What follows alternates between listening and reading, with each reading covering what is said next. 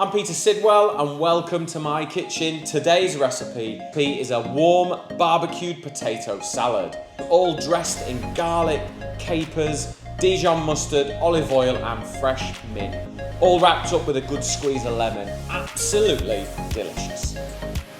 First thing you need to do is cook your potatoes in salted boiling water. They need about 15 minutes until they're just tender.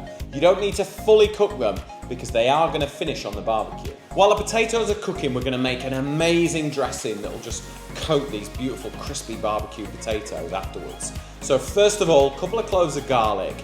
Chop those up really nice and fine. Drain your capers, squeeze out all the brine and then chop those as well. Add them both to a bowl. Squeeze a lemon juice over those, it'll just give that really fresh hit of flavour. Good glug of olive oil and some Dijon mustard. A good sprinkling of sea salt will really help bring the flavours out. If you've got any fresh mint in the garden, brilliant. Pick it, wash it and chop a big handful of that and then that's ready. Once you've made your dressing and you've put your mint in, don't stir it, just leave it there ready. When we put the potatoes in, that's when we'll stir it all together and that means you'll get a really fresh flavour. So take the potatoes, drain them, leave them in a colander to kind of steam a bit and get rid of all the moisture.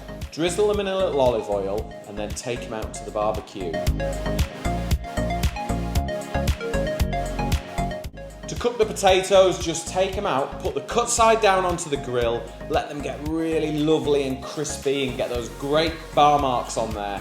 Once they've got those, lift them off with some tongs and put them straight in to the dressing.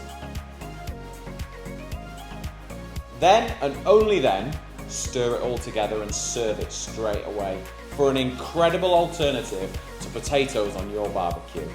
If you want this recipe and loads of others, go to kitchencraft.co.uk and you'll find it there.